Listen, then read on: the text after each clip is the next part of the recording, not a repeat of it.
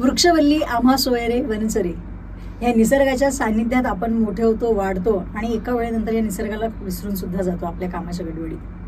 RDG recording studio presents Uno spotlight मध्ये मी ज्या तुमच्या सगळ्यांचं अगदी मनापासून स्वागत करते. आणि आज खास चर्चा जी करतो आहे ती करतोय पर्यावरणाविषयी, निसर्गाविषयी, जो आपल्याला भरभरून आणि ज्याला म्हणतात ना अनकंडिशनल लव्ह असं आपल्याला देत असतो, पण त्या बदल्यात आपण त्याला काय देतो. आज याच सगळ्या विषयावरती चर्चा करण्यासाठी आमच्यासोबत आहेत पर्यावरणवादी, निसर्गप्रेमी आणि त्यासोबतच हॉर्टिकल्चरमध्ये ज्यांनी आपली डॉक्टरेट कंप्लीट केलेली आहेत अशा डॉक्टर पल्लवी दिवेकर. मॅम, तुमचं स्वागत आहे.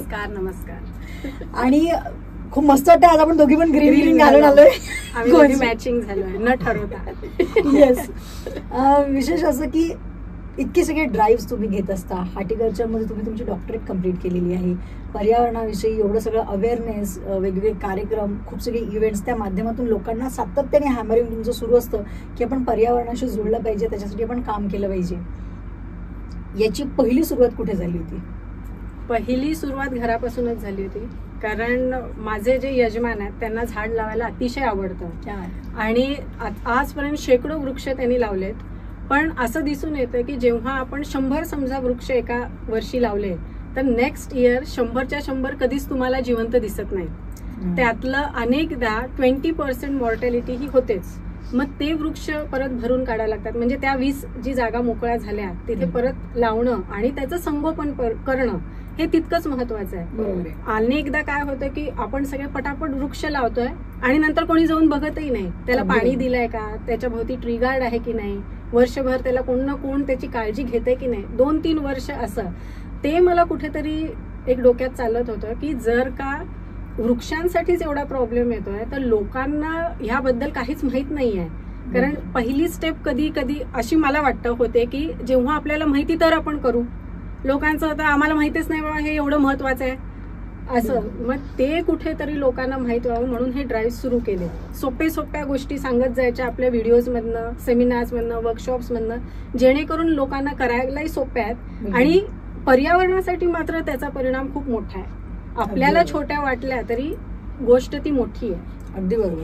नेहमी असं खूप सगळे प्रशासनाच्या वतीनेही असे ड्राईव्ह राबवले जातात की झाडे जगवा वगैरे किंवा वृक्ष लावा, हे इतकं सगळं. त्यानंतर मोठमोठ्या होर्डिंग सांगतात की एवढी 1000 झाडं लावल्या गेली, हे झालं ते, पण नंतर ही झाडं का दिसत नाही? एक्झॅक्टली, माझाही तोच प्रश्न आहे. आपण दोघी मिळून विचारू हा प्रश्न की ही झाडं जातात कुठे. काय होतं माहिती का, आपण काय समजतो की समजा मी एखादा विकासाच्या साठी एक वृक्ष इथून काढला आणि कुठेतरी एक लावलं झाड की मी ते इक्वल केलं. हे इक्वल कधीच होत नसतं. कारण तुम्ही जेव्हा एक महाकाय वृक्ष तोडता तेव्हा ऍक्च्युली त्याच्यावरती जे राहणाऱ्या खार आहेत, पक्ष्यांची घरटी आहेत किंवा कीटक आहेत, त्याच्या अवतीभोवती जे इकोसिस्टीम तयार झालाय ना त्यांचा अधिवास तुम्ही पूर्ण नष्ट करताय. तो अधिवास तयार व्हायला वर्षानुवर्ष झालेले आहेत, तेव्हा तो कुठे तिथे तयार झालाय. हे इक्वल कधीच होत नाही. त्यामुळे महाकाय वृक्ष तोडण्याच्या तर मी अगदी विरोधात आहे की विकासाच्या नावाखाली हे तोडू नका. त्याला काही ना काही आजकाल पर्याय उपलब्ध होतातच. आपण एवढी प्रगती केली, मग ती प्रगती इथे दाखवण्याचं खरंच गरज आहे की वृक्ष न तोडता आपण कसे रस्ते बांधू शकू किंवा काय विकासाची कामं करायची आहेत वृक्षाच्या आजूबाजूनी करा. हे माझं म्हणणं आहे. की बरेचदा आपण बघत असतो सोशल मीडियावरती बरेचसे फोटो येतात की कुठेतरी आपल्या घराचं टेक्स्चर फक्त झाडामुळे चेंज केलेलं आहे किंवा कुठेतरी रोडवरती त्याला मेंटेन केलेलं आहे. या सगळ्यांमध्ये जेव्हा मोठमोठाली घरं असतात त्या घराच्या सुशोभीकरणासाठी आजही वृक्षांशिवाय दुसरे पर्याय नाही. लॉन्स असतील, घरातले छोटे गार्डन्स असतील, ती सजवली जात असतात. पण घराच्या व्यतिरिक्त बाहेर जी तुम्ही मगाशी बोलताना आपण बोललो की सिविक सिस्टम असायला पाहिजे, तुम्हाला काय अपेक्षित आहे ती सिस्टम? मला असं वाटतं की आपल्या इकडचं जे पब्लिक आहे ना त्यांना आपलं घर फक्त स्वच्छ पाहिजे. मी जेव्हा बाहेर फिरतोय, मी समजा एखादी गोष्ट घेऊन जाते, बॉटल समजा घ्या पाण्याची, मी घेऊन जात आहे, मी पाणी प्यालोय आणि मला आता ती बाटली कॅरी नाही करायची कारण आता जड झाली, मला नकोय ना. ती नको असलेल्या गोष्टी आपण ठेवत नाही कधी, है ना. मग ती कुठेतरी पटकन फेकायची, आपण निघून जायचं, आपण मोकळे झालो, भार मला नाहीये. पण ती बाटली फेकल्यामुळे नंतर ती कोण उचलणार आहे? ती तिथेच पडून राहते. किंवा पटकन गुटके खातात, त्याच्या त्या काय असं पुड्या, माहित नाही मला पुड्याच म्हणतात वाटतं, तर त्या जेव्हा टाकतो आपण, कोण उचलणार आहे? ते उचललं जात नाही. मग असा कचरा त्या मातीत जमा होतो आणि मातीची पोत खराब होते, तिथे राहणाऱ्या सगळ्या गोष्टीच तिथल्या खराब होतात. हे कुणाला समजत नाही. आपण पटकन निघताना घरून कापडी पिशव्या न्यायचं आपल्याकडे आधी कल्चर होतं. किती छान होतं की कुठेही जा, पटकन काही गोष्टी त्यात टाकून तुम्ही येऊ शकत होता. आपले आजोबा पणजोबा आपण नेहमी पाहतोय की कापडी पिशव्या घरून घेऊन जायचे, गरज लागो किंवा न लागो, मग ते फोल्ड करून खिशात टाकून नेऊच शकतो आपण. पण आजकाल नाही. आपल्याला हव्यास आहे त्या भाजीवाल्याकडनं ती फुकटची पिशवी घ्यायची, कारण आपल्याला फुकट म्हणलं की मला तर पाहिजेच. मग कधी कधी तर भांडून असं होतं की 2 देणार आहे असं. बरं, तिथून त्या फुकट आणलेल्या पिशव्या घरी येऊन काही कामाच्या होतात का? त्या ओल्या झालेल्या असतात भाजीनी. बरं, त्या परत चुरगाळा करून डस्टबिन मध्येच फेकणार आहे ना. त्यापेक्षा आपण घरून का नाही पिशवी नेत, जी नंतर धुतली जाऊ शकते, परत रियूज होऊ शकते. आणि तुम्ही हे केल्यामुळे जे प्लास्टिकचं पोल्युशन आज होत आहे ते इतकं कमी होईल. येणारी पुढची पिढी आपल्याला काही ना काही चांगलं म्हटलं पाहिजे त्यांनी की चला आमच्या आधीच्या पिढीने आमच्यासाठी काही ना काही काम करून गेलंय, हे त्यांना वाटलं पाहिजे. शिव्या घालतील असं तरी नका करू ना. अगदी बरोबर, अगदी खूप छान तुम्ही सांगितलेलं आहे. आणि मला वाटतं ही सगळ्यांची एक रिस्पॉन्सिबिलिटी आहे जी आपण सगळ्यांनी निभायला पाहिजे. तापमानाच्या बाबतीत आपलं अकोला शहर सगळ्यात जास्त तापत असतं आणि सगळ्याचे म्हणजे कुठेतरी आपला पहिला नंबर लागतोय असं जाणवतंय. पण याचं दुःख सुद्धा आहे की का तुम्ही एवढं सगळे ड्राईव्ह करता, तुमच्यासोबत अकोला गार्डन क्लब सारखं इतकं मोठं असोसिएशन आहे जे इतकं छान काम करतं, या सगळ्या गोष्टी असताना सुद्धा अजूनही अकोल्याचं टेम्परेचर का मेंटेन होत नाहीये? का हे संस्था समजा 10 संस्था मिळून काम करतायत, पण त्या 10 संस्थांचं सगळ्यांपर्यंत पोहोचण्याचं जे एक काय म्हणून रीच आहे तो तेवढा नाहीये. त्यासाठी या सगळ्या लोक चळवळी झाल्या पाहिजेत. म्हणजे आम्ही सुरुवात केली तर लोकांनी तेवढा प्रतिसाद आम्हाला देणं आम्हाला अपेक्षित आहे. समजा आम्ही एका ठिकाणी एका भागात झाड लावायला आज जातोय, तिथल्याहून लोकांनी येणं, पार्टिसिपेट करणं, त्यांनी म्हणणं की हो तुम्ही झाड लावा, आम्ही नंतर काळजी घेऊ, तुम्हाला नंतर इथे बघावं नाही लागणार, हे जरी किमान तेवढं केलं ना, एवढं तरी अपेक्षित आहे आम्हाला. ते होत नाहीये आपल्या इथून. जेव्हा जेव्हा लोक चळवळ होईल तरच आपलं अकोला ह्यातनं बाहेर निघेल आणि सुशोभित दिसेल. आपण आज म्हणतो पटकन अरे हे शहर किती छान झालं, ते शहर किती छान झालं, अकोल्यात काही मतलबच नाही. कसं मतलब येईल? तुम्ही सगळे आम्हाला जोडले जाल तेव्हा मतलब येईल. क्या बात आहे. आणि खूप छान आहे. खरं तर या मागचं तुमचं दुःख पण मला जाणवत आहे की जी तळमळ आहे तुमची ती. पण अकोल्यामध्ये पीकेव्ही सारखं एवढं मोठं एक युनिव्हर्सिटी आपल्याकडे आहे, त्या व्यतिरिक्त सामाजिक वनीकरणाचे किती सगळे भाग आहेत. काही भाग आपल्या अकोला जिल्ह्याचा असा आहे की जो डोंगर दऱ्या म्हणा किंवा जसा पातूरचा घाट आहे, भरपूर सगळे झाड. महाबीजचं तर आपलं ऑफिस आहे इथे. बिलकुल सगळ्यात इतकं गौरवास्पद आपल्या अकोल्यात सगळं आहे. बिलकुल. ते नेमकी लॅकुना कुठे आहे, कुठेही अडचण होते, ब्रिज का नाही आहे लोकांच्या मधात आणि या एनजीओच्या मधात? कारण लोकांना ह्याच्याशी कोण घ्या काम ते, किंवा मी फार बिझी आहे, आपल्याला नाही जमत, हे आहे, करतात करू देत ना, ते त्यांचं काम आहे. हे जो आहे ना त्यांचं काम आहे. हा कन्सेप्ट कुठेतरी जावा असं मला वाटतं की लोकांना ते आपलंच काम आहे हे का नाही वाटत आहे आज, की हे माझ्यासाठी आहे, पर्यावरणासाठी आहे, माझ्या येणाऱ्या पिढीसाठी आहे. समजा मी सांगून थकले की जेव्हा तुम्ही बाहेर फिरायला जाल गड किल्ल्यांवर कुठेही, तर बॉटल्स किंवा रॅपर्स खायला मनाई नाहीये, ते घेऊन या. किंवा तिथे डस्टबिन असतील तिथे टाका, कारण त्या डस्टबिन रिकामे करणारी यंत्रणा तिथे कार्यरत असते. पण तुम्ही इतर ठिकाणी टाकाल तर कुणाला माहित पडणार आहे एवढ्या मोठ्या गडावर तुम्ही टाकलेली बाटली? पण ती बाटली नंतर हानिकारक आपल्यालाच, ती आपल्याच इथे येणार. त्या बाटलीवरनं पाणी वाहून जेव्हा हे पाणी झऱ्यातनं नदीतनं डॅम मधून तुमच्या घरी जेव्हा नळाला पाणी येईल, त्यात जे मायक्रोप्लास्टिक आहे ते आज तुमच्या रक्तात, माझ्या रक्तात सापडत आहे का? त्याचं हेच आपणच केलेलं आपल्याला आहे कर्मा. अगदी बरोबर बोलले की याचं कर्मा जी सायकल आहे जी घुमून फिरून आपल्याकडे येणार आहे. पण आता सध्या जी चर्चा केली जाते, शब्द प्रचलित झालाय ग्लोबल वॉर्मिंग, म्हणजे काही झालं की त्याला ब्लेम केलं जातं. याला आपण कितपत जबाबदार आहोत? आपणच जबाबदार आहोत. कारण मी आज पाहते की कचरा घंटागाडी सगळ्या एरियात रोज येते, पण किती जण कचरा त्यात टाकायला उत्सुक असतात? लोकांना कचरा जाळण्यात जास्त रस आहे. मग जाळून कचरा, असं कितीतरी तापमान आपलं वाढत आहे ना धरतीचं. किंवा आपण जे एसीज वगैरे लावतोय त्यातून होणारं जे एमिशन्स आहेत ते वरती जाऊन कुठेतरी एक ग्रीन हाऊस इफेक्ट तयार होतो आणि मग त्या ग्रीन हाऊसमुळे ही पृथ्वी गरम होते. मग त्याचा परिणाम कुठे होणार आहे? वरच्या ध्रुवांवर. मग ते ध्रुवांवरचा जो बर्फ आहे तो वितळतोय. बरं, तो वितळतोय तर आपण त्याचे फोटो टाकतो की अय्या तिथला बर्फ बघितला कसा वितळला. हे समजत नाहीये की तो वितळायला नकोय.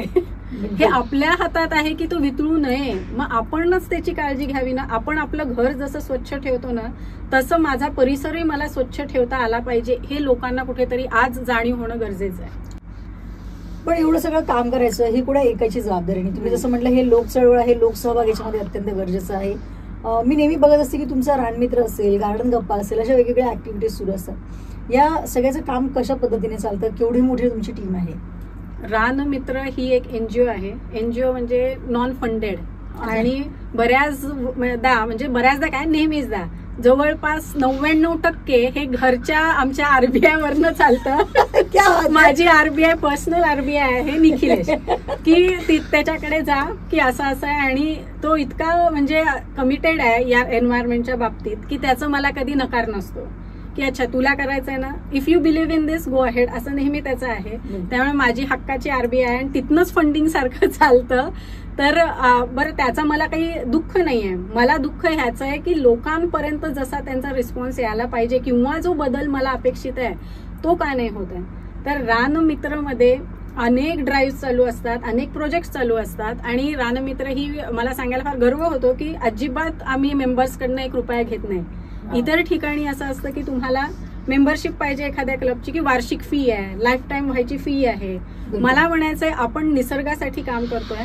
निसर्गाचं कसं आहे, देतो निसर्ग, दाता आहे तो, हातचं राखून नाही देत तो. सगळ्यांना जो कोणी आहे, तुम्ही चांगले आहे वाईट आहे, झाडाची सावली सगळ्यांना सारखी आहे.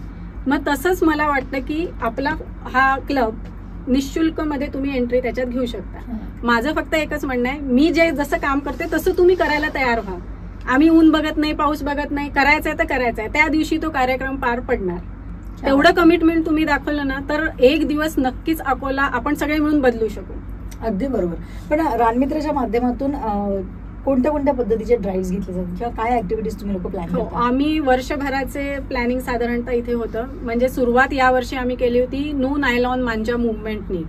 म्हणजे जो आपण पाहतो की मांजा लागून अनेक पक्षी किंवा आजकाल तर बऱ्याच जणांचे गळे चिरायला लागले. आपल्याला त्या चायनीज मांजाचं एवढं क्रेज आहे. म्हणजे कॉम्पिटिशन बघितली का, काही नाही बरं, एका गल्लीतल्या 2 घरात कॉम्पिटिशन असते फक्त. त्यांच्या गच्च्यांवरती मांजा उडवतात आणि ते कॉम्पिटिशन घातक इतपत झालंय की तो मांजा अजून नायलॉनवाला पाहिजे. म्हणजे ती पतंग कापलीच गेली पाहिजे. अरे पतंगापर्यंत तुमचे गळे कापले चालले आता. आणि या खरंच दुर्दैवी घटना आपल्या शहरात खूप घडतात. आणि तेव्हा तर मी अक्षरशः सगळ्यांना आवाहन करेन की तुम्ही त्या काळात तरी किमान तुमच्या गळ्याला काही बांधून जा. कारण अनेकदा असं तुम्ही फास्ट जाता तो दिसत नाही मांजा, तर गळे असे कापले जातात. तर त्यासाठी म्हणून आम्ही नो नायलॉन मांजा मुवमेंट घेतली होती की जागरूक व्हावं लोकांनी. मग मार्च मध्ये होळी आली तर जे कलर्स असतात ते सिंथेटिक नको, नॅचरल कलर्सनीच खेळा. अगेन सेम, प्राण्यांवर कलर लावू नका. दिसतंय समोर कुत्र, त्यालाच रंगून द्या. कशाला ही काय कळतच नाही. बिचारा त्याचं ते बसलंय, ते तुमच्या दारापुढे बसले, एक पोळीचा तुकडा मिळेल का म्हणून रागाने त्यालाच रंगून देतात. अरे कसलं फ्रस्ट्रेशन काढताय त्याच्यावर. मग त्याला त्याचा त्रास होतो बरं, त्याला जनावरांना. तर ते टाकू नका म्हणून त्याची आम्ही घेतली होती. आता मे मध्ये वगैरे माझा एक प्लांट्स एज्युकेशन सिरीज म्हणून असते, ती 10 एपिसोडची चालू असते. मग त्यानंतर आम्ही आता घेतला होता की व्हेजिटेबल सीड कलेक्शन ड्राईव्ह.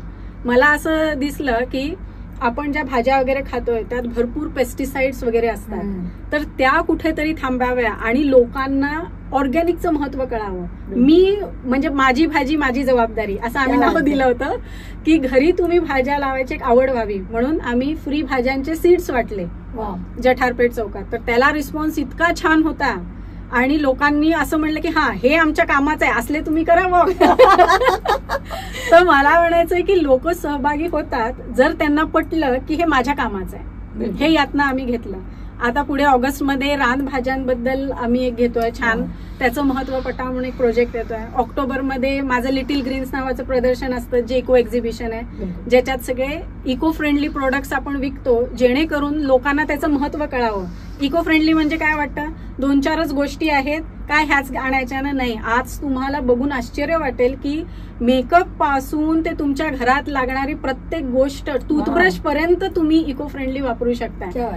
तर त्यात ते काय काय आहेत, मग त्याचं एक्झिबिशन असल्याशिवाय कळणार कसं.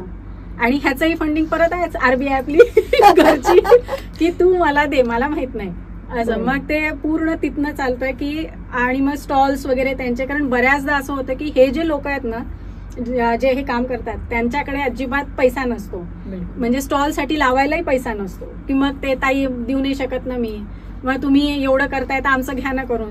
मला आणि ती माहिती आहे की कशी अडचण असते, त्यामुळे मग मी असं बरं ठीक आहे मग मोफत लावा. आणि मग माझी पूर्ण टीम मला ओरडते का तू मोफत घेते असं, त्या काळजीपोटीच म्हणतात. पण असं बऱ्याचदा होतं की जाऊ दे बाबा लाव, का तर लोकांना महत्व कळा म्हणून. आणि नंतर मग आमचे वर्कशॉप्स वगैरे तर होतच असतात, मग ते कधी सीड बॉल्स असो, कधी टेरारियम मेकिंगचे असो, किंवा अजून कोणती एखादी कॉम्पिटिशनच लॉन्च करा निसर्गाशी अनुरूप अशी. जशी मागे मी केली होती की निसर्गासाठी उखाणे स्पर्धा, म्हणजे आम्ही तेव्हा चांदीचे करंडे वगैरे वाटले होते, पण बायकांनी ते स्वतः तयार करायचे उखाणे निसर्गाप्रती, आणि तिथे येऊन म्हणायचे निसर्गाचे देणे असं. तर खूप छान रिस्पॉन्स होता, आणि माहित नव्हतं मला की बायका एवढ्याही कल्पकतेने म्हणू शकतात, गोष्टी करू शकतात. आणि मला असं वाटतं की त्यांना पण तुमच्यामुळे एक छान व्यासपीठ उपलब्ध होतं खूप. आणि मग त्या असा उत्साही असतात की आता अजून काय करायचंय सांगा, आम्ही तयार आहे वगैरे पुढचं.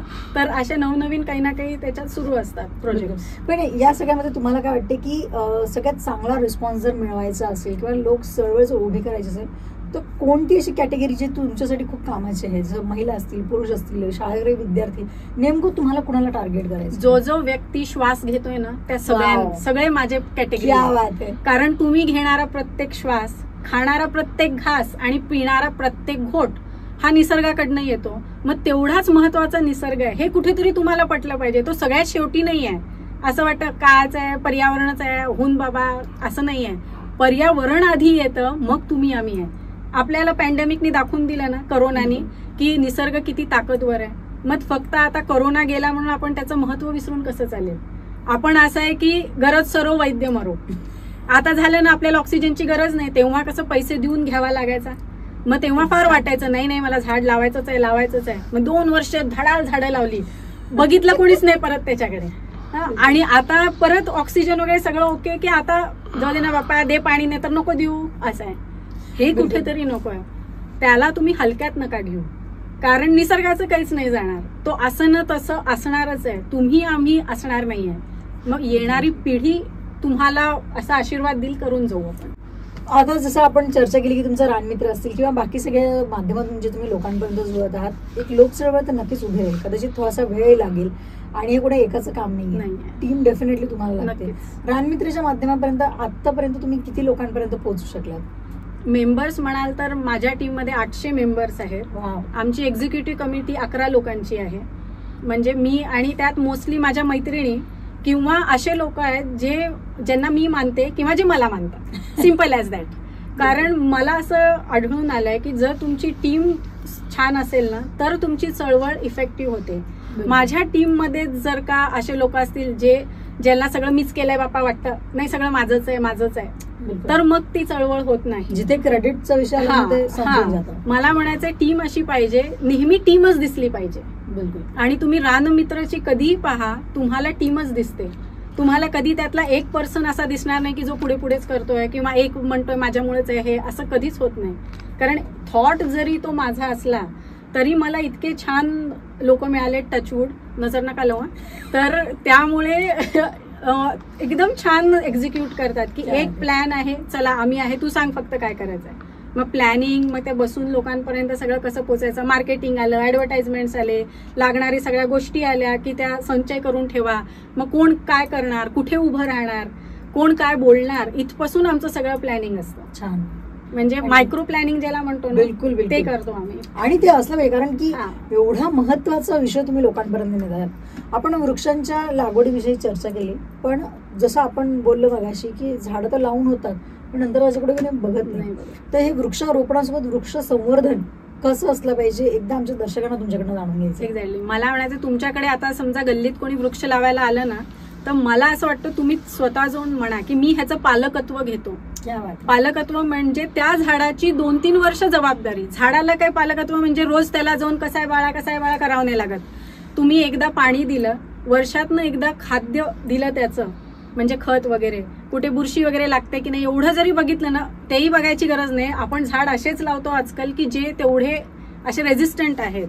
पण किमान पाणी एक बॉटलभर देणं हे तर आपल्या हातात आहे. आपल्या घरासमोर झाड असतं पण आपल्याला वाटतं ते मी नाही लावलंय ना, माझा पैसा नाही गेलाय त्यात, मग मला त्याच्यात पडायचं नाही. ही वृत्ती जर आपण म्हणजे नायनाट झाला नाही याचा, तर मला वाटतं अकोल्यासारखं काहीच नाही. इतकं छान इथं होईल ना सगळं, नंदनवन ज्याला म्हणतो ना तसं. आणि तसं एक दिवस मला करायचंय. म्हणजे मी या टाईपची आहे सध्या ना, मी शांत बसेल ना मी बसू देईन, मला करायचंच आहे नंदनवन. तर तुमची फक्त मला सहभाग अपेक्षित आहे आणि अशी आशा करते की पुढेही मिळत राहील. इतके सगळे ड्राईव्ह करायचे, तुम्ही म्हटले की पर्सनल IBI मधनं RBI मधनं तो खर्च करायचा, पण कधी प्रशासनासोबत तुम्ही या विषयीची चर्चा केली आहे का? किंवा प्रशासनाचा याच्यामध्ये एक महत्वाचा रोल असतो, कारण त्यांच्याकडनं दिले जाणारे इन्स्ट्रक्शन कुठेतरी फॉलो केले जातात. तर तुम्ही कधी प्रशासनासमोर हे विषय मांडलेत का? प्रशासनासमोर मला असं म्हणजे माझं असं मत आहे की एकट्या प्रशासनाने किती लोड घ्यायचा. प्रशासन तुम्हाला प्रत्येक वेळेस काय काय देईल, म्हणजे हीच अपेक्षा करणं की प्रशासनाने दिलं तरच मी करणार, हे कुठेतरी चुकीचं आहे असं वाटतं. प्रत्येकाने जर केलं तर प्रशासनाला तेवढा लोड येणार नाही, ते त्यांचे इतर काम फार चांगलं करू शकतील. बिलकुल बिलकुल, खूप छान थॉट आहे तुमचा. पण तरी मला वाटतं की एक माहिती असेल अनेकदा अनेक म्हणजे आपले सामाजिक वनीकरण वाले ते पण सगळे सोबत असतात. इव्हन आपले जे कमिशनर सर आहेत ते तर नेहमी असतात आपल्या कार्यक्रमाला. म्हणजे त्याने तर मला असा शब्दच दिलाय की रानमित्राच्या कोणत्या छोट्यातल्या छोट्या कार्यक्रमाला मी येईन, आणि आजपर्यंत त्यांनी तो पाळलाय. शब्द देणारे खूप असतात, पाळणारे खूप कमी असतात. तर दादा धन्यवाद. खरंच खूप छान आहे हे. पण आता तुमचं रानमित्र असेल, याच्याशी जर लोकांना जुळायचं असेल तर कशा पद्धतीने जुळता येईल? काय तुमचं कसं मेंबरशिप आहे, किंवा कसं तुम्हाला येऊन भेटायचं, कसं नोंदणी करायची, काय प्रोसेस आहे? माझा मोबाईल नंबर आजकाल सगळ्यांकडे आहे, कारण तो मी पर्सनल ठेवलेलाच नाहीये. कारण जर तुम्हाला सामाजिक चळवळ आणायची आहे आणि नाही बाबा मला नाही चालत, माझा नंबर कोणी घेऊ नका असं नाही होत, तर सगळ्यांकडे नंबर आहे. एक फोन जरी केला तरी मी टीम मध्ये ऍड करेन. जसं मी सांगितलं निःशुल्क आहे आपली जी मेंबरशिप आहे, त्यामुळे फक्त तुम्हाला मी त्यात सहभागी होईन आणि मी माझं काम करेन हा एक जज्बा म्हणून तो पाहिजे. म्हणजे बघू मी जातो आता फुकटच आहे तर काय असं नको, काम करायचं असेल तर या, मी कधीही तयार आहे तुम्हाला माझ्या बरोबर घ्यायला कामात. तुम्ही सगळ्याच पद्धतीच्या माध्यमांचा वापर करता, तुमच्या पद्धतीने तुम्ही लोकांपर्यंत रीच करायचा खूप प्रयत्न करता. आम्ही प्रत्येक वेळेला बघत असतो. यातच गार्डन गप्पा खूप गाजलं तुमचं. या गार्डन गप्पाच्या माध्यमातून तुमचे अनुभव कसे राहिलेले आहेत? गार्डन गप्पा सुरू करण्यामागे ना माझा एक असा महत्वाचा उद्देश हा होता की आपण बघतो गार्डनिंगसाठी खूप मेहनत लागते. म्हणजे असं वाटतं की ते काय 2-4 आपण घरच्या घरी झाड लावतोय, पण असं नाही.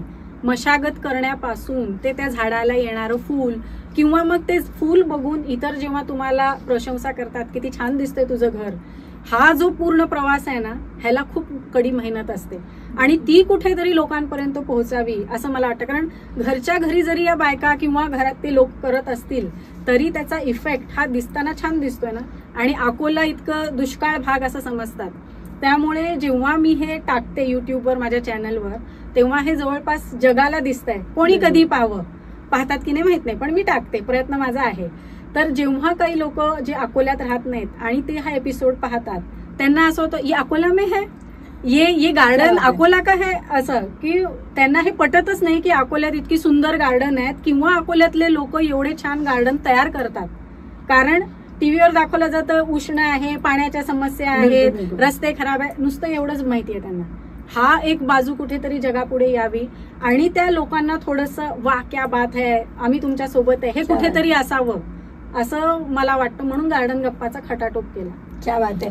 आता आपण पण इतक्या वेळ चर्चा केली तर आपण ह्याच विषयांवरती बोललो की इथे काय काय लागून आहे, पण डेफिनेटली याची दुसरी बाजू पण आहे खूप सुंदर आहे. गार्डन गप्पाच्या माध्यमातून तुम्ही बऱ्याचशा लोकांच्या घरी गेल्यात, बऱ्याचशा गार्डन पर्यंत पोहोचलेले आहेत. तुम्हाला आवडलेलं किंवा लक्षात असलेलं एखादा छानसं उदाहरण सांगता येईल का? मला असं वाटतं प्रत्येक गार्डन माझ्यासाठी स्पेशल आहे. कारण झाड कोणतंही असं नसतं, किंवा 2 मी प्रत्येकाला सांगते तुम्ही 2 कुंड्या लावा आणि मला बोलवा तरी मी तेवढ्याच उत्साहात येईन तुम्हाला गार्डन गप्पा करायला. फक्त तुम्ही लावा ते पहिले.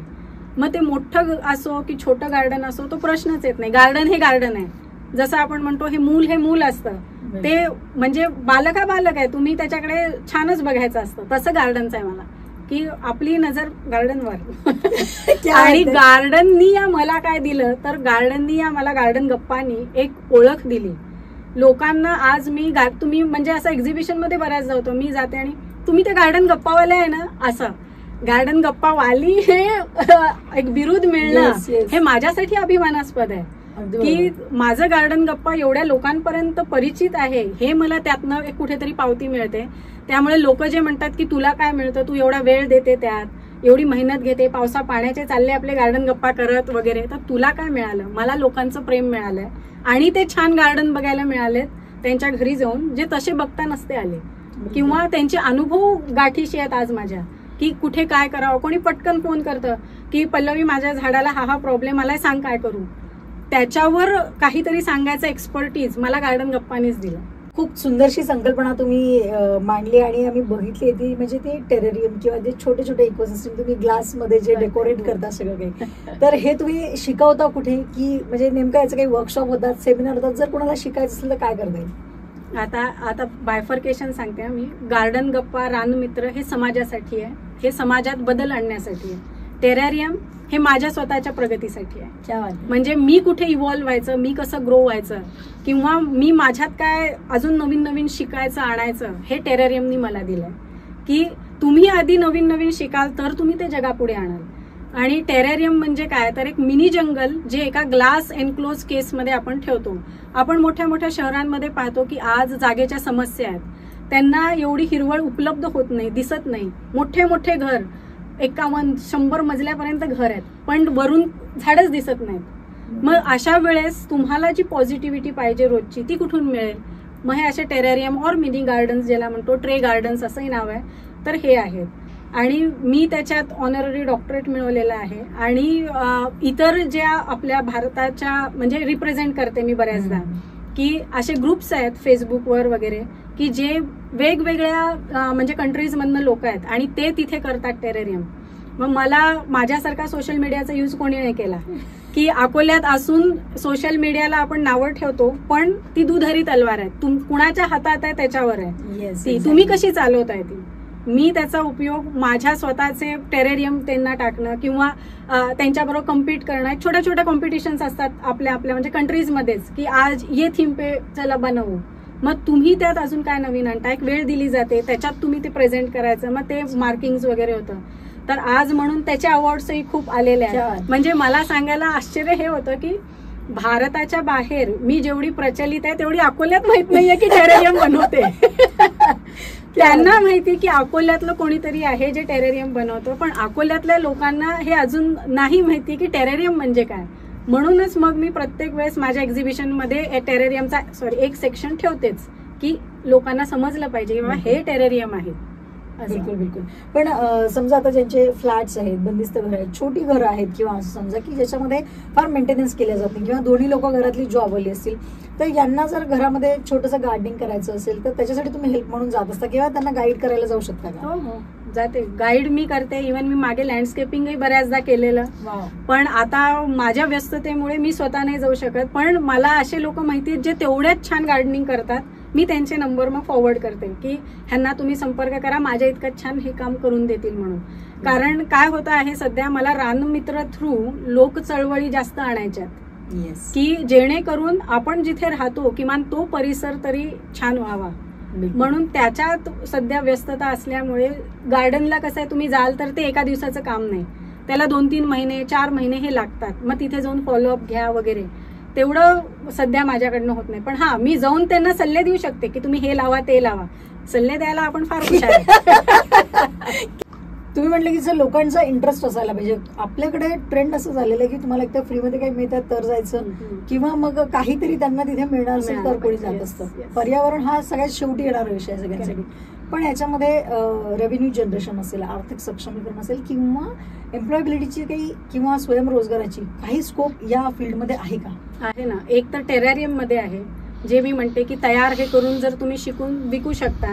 मला एक इथे सासर आहे तर मला इथे राहणं भाग आहे, म्हणजे कमिटेड आहे. आता असं झालं ना, बुक केलं त्यांनी मलाही असं म्हणून, तर मी नाही हलवू शकत. पण इतरांना तो कन्स्ट्रेंट नाहीये ना. तुम्ही कुठेही जगाच्या पाठीवर गेलात, तो एक रेव्हेन्यू आहे. प्लस जे इको फ्रेंडली प्रोडक्ट्स आज मी म्हणते त्याला जी बाजारपेठ आपल्या इथे उपलब्ध नाही, म्हणूनच हा लिटिल ग्रीन्सचा घाट आहे. इको फ्रेंडली जे एक्झिबिशन आहे की त्यांना ते तिथे विकता यावे आणि लोकांनी ते तिथून विकत घ्यावे. कारण ऑनलाईन आपण घेतो, माहीतच नसतं अकोल्यात कोण काय काय तयार करताय. बऱ्याचदा तर इतक्या सुंदर वस्तू असतात की बघून असं वाटतं हे अकोल्यातलं प्रोड्यूस आहे असं. मग ते वेगळं धान्य असो किंवा छान कापडी आकाशकंदील असो, पर्सेस असो, इतके मस्त मस्त गोष्टी तयार करतायत ना अकोल्यातही आजकाल. आणि खूप अभिमानाने मी ते प्रेझेंट करते लोकांना की लिटिल ग्रीन्सला या. तर यावेळेस ऑक्टोबर महिन्यात आहे, तुम्ही नक्की या. बिलकुल. आणि तुमचे इको फ्रेंडली प्रोडक्ट्स असतील ते पण तुम्ही या ठिकाणी एक्झिबिट करू शकता. आणि जसं पल्लवी ताईंनी सांगितलं की डेफिनेटली ते काही चार्ज करणार नाही त्यासाठी, स्टॉलसाठी. सो तुमचे प्रोडक्ट्स तुम्ही या ठिकाणी डिस्प्ले सुद्धा करू शकता. जे असतात वेगळ्या सीड्सचे स्टॉल असतात की आपल्या घरी मी जसं म्हटलं व्हेजिटेबल सीड्स, तो स्टॉल असतो. किंवा लाकडी घाण्यापासून जे तेलवाले आहेत की जे आजकाल लोकांना त्या लाकडी तेलाच्या वेगळ्या प्रकार आहेत. मग तुम्हाला पाहिजे ते ऑर्गॅनिक गुळ झाला, ऑर्गॅनिक मग साखर झाली, किंवा धान्य झालं म्हणजे डाळी भात वगैरे हे जे काही लागतं ते असो, किंवा इव्हन मेकअपचे प्रोडक्ट्स असो. आजकाल अकोल्यात इतके छान छान आयुर्वेदिक डॉक्टर्स आहेत जे स्वतः हे प्रोडक्ट्स तयार करतात. लिपस्टिक पासून फाउंडेशन, सनस्क्रीन, तुम्ही म्हणाल ते. बरं तुम्हाला असं नाही की सेन्सिटिव्ह स्किन आहे त्याच्यासाठी हे आयुर्वेदिक असल्यामुळे चालतंच. बरं ते झाले. किंवा जर क्लोदिंग मध्ये तुम्हाला इंटरेस्ट आहे, मग अकोल्यात आपल्या ब्लॉक प्रिंटिंग होतं पहिल्यांदा, बऱ्याच वर्षांपासून होत आहे आणि एवढ्या अभिमानाने ते जगापुढे जात आहे. बऱ्याच जणांना माहित नाही की सिल्क साड्यांवर ब्लॉक प्रिंटिंग अकोल्यात होतं. बरं त्या करणाऱ्या एक महिला आहेत, स्त्री आहे, हे माहित नसतं की ते झालं. मग वेगवेगळे समजा तुम्हाला फॅशन मध्ये जायचं आहे तर जॅकेट्स आहेत जे पैठणीपासून वगैरे तयार करतात. तुम्हाला ज्वेलरी पाहिजे आहे ऑथेंटिक, म्हणजे मी ट्रॅडिशनल म्हणते, प्लास्टिकच्या वगैरे नाही. म्हणजे ज्या आपल्या मराठमोळ्या नथ असतात किंवा मराठमोळे जे पारंपरिक अलंकार आहेत, अगदी जोंधळी हार पासून बरीचशी नावं मी घेईन तर अनेकांना माहिती नाही आहेत. तर आपण आता त्यात नाही जाऊ, वेगळा सेक्शन करू तेव्हा. बिलकुल बिलकुल बिलकुल. आणि लास्ट टाइम बघितलं होतं तुमच्या लिटिल ग्रीन्सला जेव्हा मी व्हिजिट केलं त्यावेळेला बघितलं खूप सगळे प्रोडक्ट. मग ते पेन असतील, मला वाटतं ते पण इको फ्रेंडली पेन्स होते, डायरीज होत्या, इव्हन मातीपासून तयार केलेली ज्वेलरी होती. कुणाला माहित असेल की क्ले पासूनची ज्वेलरी तुम्ही घालून मिरवू शकता. बरं जी भिजल्यावरही अशी गळून नाही जाणार एवढी पक्के तो क्ले आहे. हे कुठेतरी जगापुढे आलं पाहिजे. इव्हन मग त्यात खत असतात, हे सगळं ऑर्गॅनिक. खत झाले, पेस्टिसाइड झाले, वेगवेगळे झाड झाले, टेरेरियमचे अनेक प्रकार असतात. असं सगळं मिळून म्हणजे तुमच्या युटिलिटीच्या ज्या वस्तू आहेत ना, आज तुम्हाला उठल्यापासून ब्रशेस असतील, कोम्स असतील, किंवा सेंटच्या असतात, म्हणजे कॅन्डल्स वगैरे जे असतात आजकाल त्याचा ट्रेंड आहे. मला घर माझं छान पाहिजे असं, किंवा डेकोरेशनच्या वस्तू आजकाल ते पण ट्रेंड मध्ये आहेत. इव्हन डेकोरेशनच्या वस्तू म्हणजे बॉटल आर्ट्स असो, किंवा जे घरी आपण एंट्रन्स वरती तयार नाही का छान छान असतात आजकाल, ट्री ऑफ लाईफ वगैरे. हे जे आपण बाहेर जातो फॉरेन मधनं आणतो, अकोल्यात मिळत आहे ना, यानं घ्यायला. बिलकुल. सो लिटिल ग्रीन्सला नक्की व्हिजिट करा. आणि तुम्हाला असं काही छान बनवता असेल जे ऑर्गॅनिक असेल, अगदी माझ्याशी संपर्क साधा, अगदी कधीही. आणि आमच्या स्क्रीनवरती पण तुम्हाला ताईंचा नंबर मिळेल. सो डोंट वरी. या व्यतिरिक्त आपण आता अकोल्याच्या काही चांगल्या बाजू सुद्धा बोललेलो आहे. मोठमोठाले उत्सव आपल्या शहरामध्ये होतात, नदी आहे, खूप काही पॉझिटिव्ह गोष्टी पण आपल्याकडे आहेत. या सगळ्या व्यतिरिक्त सुद्धा जर घरातलंच फक्त एक गार्डन व्यवस्थित त्याला मेंटेन करायचं असेल तर कंपोस्टिंग असेल किंवा सीड बँक असं आपल्याकडे कुठे अवेलेबल आहे का? ते आपल्याला घरी आपल्यालाही करता येईल ना. कंपोस्ट करणं अजिबात अवघड नाहीये. जे आपल्याला वाटतं ना की त्याच्यात खूप सारा लेंदी प्रोसिजर आहे, असं काही नाहीये. म्हणजे तुम्ही जर तुमच्या घरी पडणारा पाला पाचोळा जमा केला, त्याच्यावर एक मातीचं लेअर टाकलं, त्याच्यात थोडंसं ताक आणि गूळ आणि असं थोडंसं पाणी शिंपडलं, गोमूत्र वगैरे असं करून, त्यावर परत असेच लेअर तुमच्या घरात जे साली वगैरे आपण टाकतो, भाजीपाल्याच्या साल वगैरे असं, त्याचा लेअर, परत मातीचा लेअर, असं तुम्ही जर कंपोस्टचा एक लेअर तयार करून ठेवला, 3 ते 4 महिन्यामध्ये तुम्हाला भुसभुशीत असं मातीसारखा तो कंपोस्ट तुमच्या घरी तयार होतो. आणि लोकांना असं वाटतं की ह्याचा खूप वास येतो वगैरे, असं काही नाहीये. तुम्ही त्याला जर छान एरेशन म्हणजे काय, त्याच्यात हवा जाऊ देणं, ह्या वगैरे सगळ्या काळजी जरा घेतली ना तर तुम्ही घरच्या घरी बनवू शकता. आणि आजकाल कुठेही असे कंपोस्ट बिन्स मिळतात की जे तुम्ही घरी आणून त्याच्यात तुम्ही साठवू शकता. नाही तर मग असा एखादा जुना पडलेला जो प्लास्टिकचा ड्रम असतो तो तुम्ही ह्याही कामासाठी वापरू शकता. आजकाल ड्रम बऱ्याच कामासाठी वापरले जातात, म्हणजे ज्याला कळालं ते, तर ह्या चांगल्या कामासाठी तुम्ही ड्रम वापरू शकता. ड्रमचा ऍक्च्युली तोच उपयोग आहे. बिलकुल. आणि थँक्यू एवढं चांगलं रिमाइंडर दिलं ड्रमच्या बाबतीत. तर कंपोस्टिंग तर आपल्याला घरी करता येईल. मला असं की तू म्हणजे ही रिक्वेस्ट आहे खरं तर, मी अकोलेकरांच्या वतीने तुम्हाला रिक्वेस्ट होईल की प्लीज तुम्ही कंपोस्टिंग वरती एखादा सेमिनार असेल, वेबिनार असेल, काहीतरी तुम्ही ऑर्गनाईज करा. त्या व्यतिरिक्त सीड बँक आपल्याला कशी बनवता येईल ते आम्हाला जाणून घ्यायचंय. सीड बँकसाठी तुम्हाला सीड्स गोळा कराव्या लागतात, म्हणजे परत मेहनत आली. मला म्हणायचंय तुम्हाला काहीतरी पुढे जर चांगलं पाहिजे असेल तर आज मेहनत करणं गरजेचं आहे. तुम्हाला सगळ्यांना ती मुंग्या आणि काय म्हणू टोळ ह्याची गोष्ट माहिती आहे का, नागतोडा म्हणून ह्याची गोष्ट एक अशी आहे की मला माहित नाही किती जणांना माहिती आहे की मुंग्या खूप काम करत असतात उन्हाळ्यात आणि हा जो नागतोडा आहे तो निवांत बसलेला असतो. तो मुंग्यांना विचारतोय की तुम्ही आत्ता का कष्ट करताय, आता तर सगळीकडे खाद्य उपलब्ध आहेत वगैरे, माझं बघा म्हणे तुम्ही राबताय, मी मस्त खाऊन पिऊन पडलेला आहे. मुंग्या त्याला म्हणतात तुला कळेल नंतर पावसाळा सुरू होतो, ह्यांनी केलेली असते साठवणूक, नंतर ह्या मस्त पावसाळ्याभर थोडं थोडं खातात, ह्याच्याजवळ खायला तेव्हा काही नाहीये. बिलकुल तशी आपली गत नाही झाली पाहिजे, म्हणून तुम्हाला आज कष्ट करणं गरजेचं आहे. गोष्ट ह्यासाठी सांगितली की आज कष्ट करा, ते सीड्स गोळा करा. जे आपल्या भारतीय वंशातले झाड आहेत त्याच्या सीड्स पडणारच आहेत. पीकेव्ही मध्ये जर तुम्ही गेलात, इतके सुंदर सुंदर झाड आहेत ज्याचे नावही आज आपल्याला माहित नसतात. अर्जुन झालं आपलं, मी जर म्हटलं की आपलं झाड सध्या म्हणजे महाराष्ट्राचं असं कोणतं आहे ते लोकांना माहित नाही, किंवा इंडियन ट्री कोणती आहे, आपली भारताची जी सिंबल म्हणू कोणती आहे माहित नाहीये.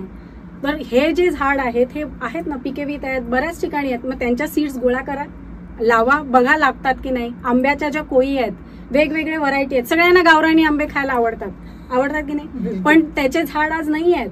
का नाही आहेत? कारण आपण लावलेच नाही आहेत. आपण मागे गेलो ग्राफ्टिंगच्या मागे गेलो आपण की असे पाहिजे आम्हाला आंबे ज्याच्यात कोयच कमी येते, हेच पाहिजे आणि तेच पाहिजे असलं. मग तो जो मधुर मिठास असणारा जो गावठी आंबा आहे तो आज लुप्त आहे. मग त्या कोयी साठवून लावणं हे आपल्याच हातात आहे ना. म्हणजे ते अगेन कारल्याची बी पेरगोसून असं एक्झॅक्टली तुम्हाला ते स्वतः करावं लागेल तर ते पुढच्या पिढीला खायला मिळेल. नाही तर उद्या तुम्ही फक्त एवढंच म्हणाल की आम्ही आमच्या आधी जो आंबा खाल्ला ना त्याची चव आता नाही, म्हणतो ना आपण आज की या आंब्याला तशी चव नाही गड्या. तुम्ही निसर्गाच्या इतक्या जवळ, मला माहिती आहे की तुमच्या शेतामध्ये पण तुम्ही खूप छान प्लांटेशन करता, घरात पण खूप सुंदर झाडं सजवलेली आहेत, लोकांचे सुंदर गार्डन्स तुम्ही लोकांपर्यंत प्रेझेंट करता. गार्डन्सचा किंवा या झाडांचा आयुष्यामध्ये काय महत्व आहे किंवा किती इम्पॉर्टंट आहे? फार महत्व आहे, अनन्यसाधारण असं महत्व म्हणेन मी. काय होत आहे आजकाल घरी आपण गार्डन लावतो, छान लॉन आहे, अगदी शिस्तबद्ध प्लांटेशन वगैरे केलंय, पण आज असं झाड किंवा असे प्लांटेशन असणारे किती लोक त्या लॉनवर चपला काढून फिरतात, किती लोक सावलीत त्याच्या सकाळी बसतात की ते पक्ष्यांचे आवाज ऐकत, आज मी चहा कॉफी इथे पिईन, किंवा चला गप्पा आज इथे मारू, किंवा त्या हिरवळीवर बसून मी आज थोडा वेळ निसर्गाबरोबर घालवेन. असं खूप कमी लोक करतात. का? व्यस्त आहे. मला सगळं खूप छान आहे, माझ्याकडे मोठा बंगला आहे, छान गार्डन आहे, पण मी त्यात जाऊन बसतच नसेन, त्या गार्डनचा माझ्यावर होणारा काहीच परिणाम नाही आहे ना. मला फक्त ते दिसतंय, मी त्याच्याशी कनेक्ट नाही होत आहे. ते कनेक्शन कुठेतरी आज महत्वाचं आहे. कनेक्ट कोण होत आहे? तुमचा माळी. तुमचा माळी होतोय की अच्छा येतो मी साहेब करतो, कारण तो त्यात काम करतोय. त्याचे नख बघितले तर त्यात माती भरलेली असते. मी टेररियम करेन तर माझे नख मी कुणाला दाखवत नाही, मी पट्ट्या बांधून असते 4 दिवस, कारण ते तेवढे बेकार झालेले असतात. पण मला त्याची खंत नाही आहे. माझ्याहून जास्त मैत्रिणींना असतं अरे काही तर कर ना त्याचं असं. पण हे जोपर्यंत होत नाही तोपर्यंत तुम्ही त्याच्याशी कनेक्ट नाही होऊ शकत. कुठेतरी आपण सगळे निसर्गातनच आलेलो आहे आणि निसर्गातच जाणार. मग ते कनेक्शन जोपर्यंत तुम्ही नाही करणार ना, तुम्ही छान वाटूच शकत नाही. तुम्हाला असं बऱ्याचदा होतं की नाही की काहीतरी चुकल्यासारखं आहे, काहीतरी अपूर्ण एक भावना असते की माझ्याकडे सगळं आहे पण मला कुठेतरी काहीतरी कमी वाटतंय. ती कमी हीच आहे, तुम्ही निसर्गात जाऊन बसत नाहीये. तुमच्या इथल्या गार्डनच्या खाली बसा, झाडाखाली बसा, पक्ष्यांचे आवाज ऐका, ते फळ बघा, त्याच्यात येणारे कीटक बघा काय काय करतात. थोडा वेळ, एक 15-20 मिनिट, अर्धा तास स्वतःसाठी आणि गार्डनसाठी द्या. तेवढाच वेळ, जास्त नाही. बिलकुल तेवढा रील्स बनवण्यापुरता फोटो त्याच्यासाठी तरी जा गार्डन मध्ये. मी म्हणेल रील पण छान येतात बघा. हिने एक अजून फायदा सांगितला, मस्त येतात रील. येस. एवढं छान तुमच्याकडे नॉलेज आहे, एवढी वर्ष झाली तुम्ही याच्यामध्ये राबत आहात, इतकं चांगलं काम सुद्धा करतात. लोकचळवळ तर उभी राहील, जरा वेळही लागणार आहे, हळूहळू हे सगळं डेव्हलप होत जाईल. आपण नर्सरी चालवायची किंवा यातून आपण सुद्धा रेव्हेन्यू जनरेट करावं असं कधी मनात येत नाही का? आमचं असं होतं ना, दिवेकरांचं नाव ऐकलं की लोकांना वाटतं हे म्हणजे आपल्याला फुकटच भेटते इथे. कारण कामच तसं केलेलं आहे आजपर्यंत. म्हणजे माझे सासरे असो अरुणजी दिवेकर किंवा निखिलेश असो, दोघांचं काम जगापुढे आहे आणि असं काही छुपेपणा नाहीये त्यात. त्यामुळे लोकांना एक हे वाटतं की इथे गेलं की फुकट होणार. किती तुम्ही द्याल त्याला एक मर्यादा आहे. कारण निखिलेश स्वतः पॉलिटिक्समध्ये असल्यामुळे त्याच्या कार्यक्रमांनाही त्याला स्वतःलाच फंडिंग करावं लागतं. त्याची आरबीआय मी नाही ना, माझा तो आहे पण त्याची मी नाही आहे. सो ते कुठेतरी कन्स्ट्रेंट्स येतात आणि परत तेच आहे की मग ते जमा करा, तेवढे लोकांचा तुमचा सहभाग पाहिजे. माझ्याकडे 2 हातांनी एक व्यक्ती काय काय काम करेल? जोपर्यंत ह्या हातांची ताकद नाही वाढणार, माझ्या मनात भरपूर गोष्टी आहेत करायच्या. म्हणजे मला कधी कधी तर असं तळमळ होते की यार फंडिंग असतं ना अजून, तू बघ मी काय केलं असतं असं. तर हे आमचं नेहमी होतं की निखिले म्हणतो मग तर तू म्हणजे काहीच्या काही केलं असतं का ग असं. कारण त्याला माहिती आहे नवनवीन माझ्या असतात कन्सेप्ट निसर्गाशी रिलेटेडच आणि लोकांना उपयोगी अशा, पण ते एक्झिक्यूट करायला आज सगळ्यांची साथ आणि पैसा, मग तो दोन्ही गोष्टी गरजेच्या आहेत. मग जसा जसा उपलब्ध होतो तसे कार्यक्रम होतात असं आहे. या सगळ्या गोष्टींमधून मला एक लक्षात येते आहे की आपण तुम्ही जे खूप सुंदर मगाशी बोलले की आपण निसर्गातून आलो आणि निसर्गातच जाणार आहे, याच्यासाठी आपलं सुद्धा देणं लागतं. कारण निसर्ग जेव्हा कोपतो त्याचा परिणाम आपण सगळ्यांनी भोगलेला आहे. या सगळ्या परिस्थितीमध्ये जर सगळ्यात लाडका एक विषय असतो प्रत्येकाच्या आयुष्यात, मी मगाशी बोलताना सुरुवातीला म्हणली अनकंडिशनल लव्ह ज्याला म्हणतात, की निस्वार्थ प्रेम जे आहे ती मुलंच देऊ शकतात. तर तुम्ही कधी स्कूल्स ड्राईव्ह किंवा कॉलेज ड्राईव्ह साठी ट्राय केलंय का किंवा त्यांच्यापर्यंत तुम्ही गेलात का? गेले. मी जे आता नो नायलॉन मांजा मुवमेंट जी म्हटलं जानेवारीत आम्ही केली, ते आम्ही बेसिकली ज्या कॉर्पोरेशनच्या स्कूल्स आहेत त्यांना सोबत घेऊनच केली होती. आणि तसा ड्राईव्ह आता पुढच्या वर्षी याहून मोठा होईल. यावेळेस आम्ही 2-3 स्कूलशी कनेक्ट होऊ शकलो वेळेच्या अभावी, पण पुढच्या वर्षी मी तो महिनाभर आधी सुरू करेन. तेव्हा माझा विचार आहे की अकोल्यातल्या प्रत्येक शाळांमध्ये जाऊन आम्ही हा अवेअरनेस आधी घेऊ, जेणेकरून मुलंच उडवणार नाहीत तशा पतंग. म्हणजे त्यांना हे माहित पाहिजे ह्याचे दुष्परिणाम काय आहेत. बिलकुल बिलकुल. मग आपण बोलताना बोललो की तुम्ही सांगितलं आपण प्लास्टिक असेल किंवा ज्या काही अशा गोष्टी आहेत ज्याच्यामुळे मातीचा पोत खराब होतो, पण आता हे खराब तर झालेलं आहे, याला जर सुधारायचं असेल तर काय करता येईल? आपण जास्त टाकणार नाही हे तरी बघा. कारण निसर्गात स्वतःत हिलिंग पॉवर आहे. म्हणजे निसर्ग स्वतःची काळजी घेणं जाणतो, पण ते आपण परत परत खराब करू, एकच गोष्ट तिथे करत राहू, तर ती मग त्यालाही जमणार नाहीये स्वतःला हील करणं. मग किमान हे पुढे जास्त होणार नाही आहे ते कमी करणं हे तर आपल्या हातात आहे. आता गणपतीचा सण येतो, प्रत्येकाने इको फ्रेंडली गणपतीच्या शाडूच्या मातीचा ज्याला म्हणतो अशा गणपती आपण का नाही बसवत? आपण पीओपीच्या मागे लागतो. पीओपी म्हणजे जेव्हा विसर्जन होतं कुठेही तुम्ही वॉटर बॉडीज घ्या, तिथल्या मास्यांना म्हणा, त्या पाण्याला म्हणा, सगळं दूषित करतं आणि ते विघटनही होत नाही लवकर. खूप खराब आहे. पण आपण जातो दिसण्याच्या बाबतीत की ती पीओपीची मूर्ती छान सुबक दिसते म्हणून ती आपण घेतली जाते. आधी होती का अशी मूर्ती? नाही. आपण आपले पूर्वज किती शहाणे होते, मी खरं सांगते. डीजेचा त्रास वगैरे होता का? नाही. आपण काय वाजवायचो त्यांना की तेव्हा हे आपले जे पारंपरिक ढोल, ताशा, मृदुंग, चिपळ्या किंवा भजनाला वगैरे टाळ, अशा गोष्टी, त्याचे आवाज तुम्ही बघा, घंटी इव्हन त्याचे आवाज तुम्हाला कर्कश नाही वाटत कधी? कुठे घंटानाद ऐकू आलाय, मृदुंगाचा आवाज ऐकू आलाय, आपण हे नाही म्हणत ते बंद कर, नाही म्हणत, कारण तुम्ही त्याच्याशी कनेक्ट होऊ शकता. पण हेच जर का कुठे डीजे वाजतोय, जीवावर येते की नाही असं बघून, कधीचा वाजतोय यार, हे होतं ना. हे तुम्हाला कधीही असं आपले पारंपरिक जे आहेत ना त्याच्यात होणार नाही. मग माझं म्हणणं आहे की ते आपल्या घरापासून आपण सुरू करूया ना.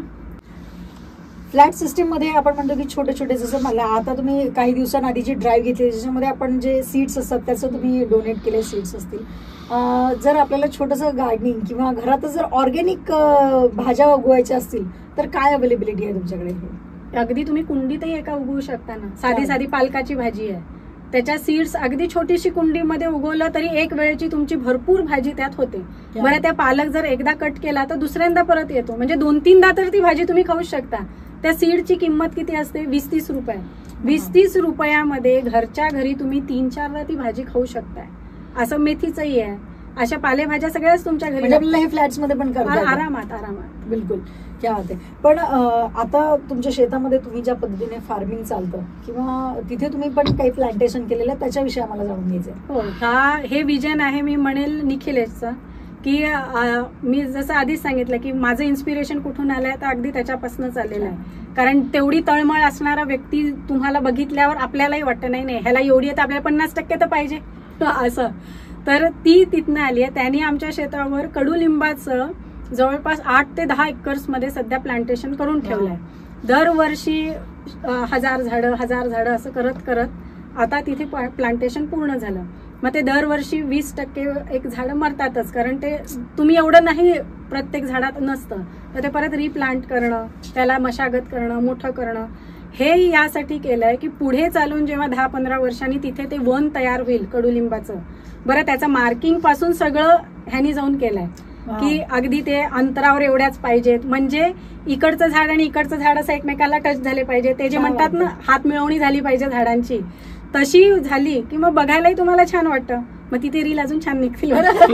पण तो मजेचा भाग ह्यानी केला आहे तो पक्ष्यांसाठी एक अधिवास व्हावा म्हणून, की त्यातनं आम्हाला काही उत्पन्न नको, पण पुढे चालून पक्षी तिथे छान राहावे आणि एक जंगल त्यांना मिळावं नेहमीसाठी म्हणून.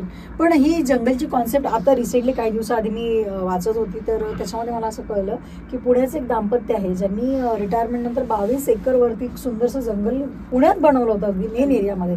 त्या 22 एकराचं दुर्दैव असं की फक्त 11 एकर आता त्यांच्या हातात राहिलेले आहे, कारण की अतिक्रमण असेल, कुणी त्याच्यावरती ताबा मिळवला असेल, असं करत करत त्या एकट्या महिला अजूनही झुंज देत आहेत. तर काय वाटतं तुम्हाला या अशा पद्धतीच्या घटना ज्या वेळेला आपण ऐकत असतो किंवा निसर्गाशी संबंधित असं काही घडतं त्यावेळेला काय फिलिंग्स असतात तुमच्या? अतिशय मला त्रास होतो जेव्हा असं, हीच एक घटना असं नाही, मी जेव्हा आता मागे आपण कोरोनामध्ये पाहिलं होतं की एका हत्तीला कोणीतरी पायनॅपल मधनं फटाका खाऊ घातला होता. हत्तीण, ती बिचारी गर्भवती होती, ती पाण्यात जाऊन उभा राहिली, एवढं तिला आतून दाह होता. मला ना वाईट वाटण्यापेक्षा मला एक असं की आय कॅन को रिलेट विथ द पेन. त्यामुळे मला निखिल नेहमी म्हणतो की तू जरा शांतीच घे असं, कारण तो मला अतिशय त्रास होतो आणि मला त्यातनं वर यायला भयानक दिवस लागतात तेवढे. तर मग मी असं आहे की जाऊ दे बापा, असं हे करण्यात माझ्या पोराची आई जायची म्हणून स्वतःला मग जरा शांत असं. पण अतिशय खेदनाक अशा गोष्टी मला कळतच नाही की माणसानी तेवढी असं काय म्हणजे येते उभी ठाकते परिस्थिती की तुम्ही एवढे नीचपणाला जाता की मुक्या जनावरांना त्रास देऊ लागता, निसर्गाला त्रास देता का? आपण आपल्या अकोला शहराविषयी एवढ्या गप्पा केल्या, प्लांटेशन असेल म्हणजे वृक्षारोपण असेल, संवर्धन असेल आणि पुढचं भविष्य पण आपलं, त्याच्यामध्ये मुक्या प्राण्यांचा विषय आला, पक्ष्यांचा विषय आला, एवढ्या सगळ्या गोष्टी. या सगळ्यांव्यतिरिक्त अजूनही 800 लोक तुमचे टीम मेंबर बनल्यानंतरही अजूनही तुम्हाला असं वाटते की आपली चळवळ आणखी मोठी व्हावी. नेमकं सगळ्या दर्शकांना तुम्हाला काय सांगावं असं वाटतं याविषयी? मला फक्त एवढंच सांगावं असं वाटतंय की जेव्हाही असे कोणीही, मी रानमित्रच नाही म्हणत, मी म्हणते कोणतीही संघटना जर का निसर्गाप्रती काही काम करू इच्छिते आहे, काही ना काही त्यांचा इनपुट देते आहे, कारण ते सगळं त्यांना आणायला तुमच्यापर्यंत खूप कष्ट गेलेत, खूप पैसा गेलाय आणि खूप डोकं लावावं लागलंय आणि निस्वार्थ भावनेपणे. कारण तुम्हाला सगळ्यांना माहिती आहे ही काही ग्लॅमरस इंडस्ट्री नाही आहे की पटकन कोणी पैसा द्यायला तयार होत नाही, घरचाच मोस्टली घालावा लागतो. मग फार कमी हातावर मोजण्या इतके लोक असतात जे म्हणतात की ठीक आहे तुमच्या चळवळीला आम्ही हा पैसा देऊ म्हणून. मग एवढं करून जर तुमच्यापर्यंत अशा येत आहेत कोणते प्रोजेक्ट्स, तर त्याला तुम्ही भरभरून प्रतिसाद द्या, तुमच्याकडून होईल तेवढं त्याच्यात पार्टिसिपेशन द्या आणि ती चळवळ सक्सेसफुल करून दाखवा. हे मला अभिप्रेत आहे की लोक चळवळ आहे. जसं मागच्या वर्षी आम्ही सीड कलेक्शन ड्राईव्ह केला होता, 4 वेगळ्या रविवारी वेगवेगळ्या अकोल्याच्या ठिकाणी आम्ही असे उन्हात उभे होतो, म्हणजे उन्हाळ्यात, की लोकांनी फळं खा, बिया आम्हाला द्या, असं जांभूळ खाल्लं त्याच्यात धुवून बिया आम्हाला आणून द्या, कोई आणून द्या, किंवा कडुलिंबाच्या बिया अनेकांनी भरपूर आमच्याजवळ बिया आणून दिल्या. मागच्या वर्षी मग नेचर व्हील सोबत आम्ही कोलॅबरेशन केलं होतं. अशा ज्या संस्था आहेत म्हणजे नेचरशी काम करणाऱ्या, त्या बऱ्याचदा हातात हात घालूनही काम करतात. तुमच्यापर्यंत जर असं कोणी येत असेल तर त्यांच्या या अभियानांना यश द्या, एवढंच म्हणा. बिलकुल, खूप छान सांगितलं. मध्यंतरी तुमची एक खूप सुंदर ड्राईव्ह पाहिली आणि ती होती की तुम्ही गायनेक डॉक्टर सोबत काहीतरी नवबाळांसाठी नंदनवन. येस, मला असं होतं की प्रत्येक नवजात म्हणजे गायनेकोलॉजिस्ट जे आपल्या म्हणजे अकोल्यातले आहेत तिथे नवीन जन्म नेहमी सेलिब्रेट केला जातो. आणि डॉक्टरांनी सांगितलं की पटकन पथ्यावर घेतात, म्हणजे लोक ऐकतातच कारण त्यांचा दराराच तसा आहे असं. तर आपल्या ज्या मापारी मॅडम होत्या त्यांनी अगदी हसत हसत ह्याला आम्हाला परवानगी दिली होती की ठीक आहे आपण करूया. आणि आज वर्ष झालंय त्यांनी तो उपक्रम राबवलाय की त्यांच्या इथे प्रत्येक नवबाळाबरोबर एक भारतीय वंशातलं झाड त्यांनी घरी त्यांना लावायला दिलंय. की त्यांनी काय करायचं, त्या बाळाच्या बरोबरीने त्याचं संगोपन करायचं, म्हणजे त्या बाळालाही एक कुठेतरी जवळीक त्याच्याशी निर्माण होते आणि घरच्यांना पण बाळाच्या जन्माचं हे झाड आहे हे नेहमी लक्षात राहील. मग ते त्याला जास्त काळजी घेतात, त्याला मरू नाही देणार. उद्देश हाच होता. क्या बात आहे. आणि सगळ्यांना मला सांगायचं वाटतं की खरोखर तुमच्या घरी बाळा जन्माला झालं त्याच्या नावाने एक झाड तरी नक्की लावलं पाहिजे. मुलगा असो मुलगी असो पण त्यांच्या नावाने एक झाड नक्कीच असलं पाहिजे, म्हणजे आपण आपल्या लेकराप्रमाणे त्याची. समजा मुलगी नंतर सासरी जाईल, तुम्ही झाड बघून तरी खुश व्हाल, माझ्या लेकरांनी हे लावलंय, माझ्या लेकराच्या नावाचं हे झाड आहे. नंतर आठवण आली तर त्याच्या सावलीखाली जाऊन बसाल तरी तेव्हा छान वाटेल ना. Yes, thank you so much. खूप मजा आली आणि खूप काही शिकायला मिळालं, ऐकायला मिळालं. आम्ही आशा करतो की या ड्राईव्हमध्ये डेफिनेटली आम्ही पण तुम्हाला साथ देऊ, पण लोकांकडून ही अपेक्षा करू की जे कोणी हे पॉडकास्ट बघत असतील डेफिनेटली ते पण याच्यामध्ये जुळले पाहिजे. आपला अकोला शहर जे आहे ते खरोखर सुंदर असं असलं पाहिजे. आम्ही नेहमी म्हणतो की दी अमेझिंग अकोला, तर तो अमेझिंगच असला पाहिजे. And thank you so much. आज तुम्ही घ्यायला एवढं छान गप्पा केल्या त्यासाठी. नेक्स्ट टाइम आपण परत आणखी वेगळा विषय होऊन काहीतरी छान वेगळ्या चर्चा करणार आहोत. सो थँक्यू सो मच आजच्या. आणि थँक्यू तुम्हाला पण की तुम्ही मला बोलवलात आणि माझे विचार लोकांपर्यंत मांडण्याची संधी दिलीत. आणि आता अशी आशा करते की या माध्यमातून आम्हाला काम करणारे आणि आमच्या या उपक्रमांना साथ देणारे किंवा यशस्वी करणारे लोक आम्हाला भेटतील. सुरुवात तुमच्यापासूनच आहे. Thank you so much. Thank you definitely. तर ह्या होत्या doctor Pallavi Diwekar, RDG recording studio presence YOLO स्पॉटलाइटमध्ये आजच्या आमच्या गेस्ट. आणि त्यासोबतच येणाऱ्या एपिसोडमध्ये नवीन व्यक्तीसह, नवीन विचारांसह आणि नवीन थॉट घेऊन आम्ही तुमच्या सगळ्यांसमोर येणार आहोत. तेव्हा बघत राहा RDG recording studio presence YOLO spotlight. धन्यवाद.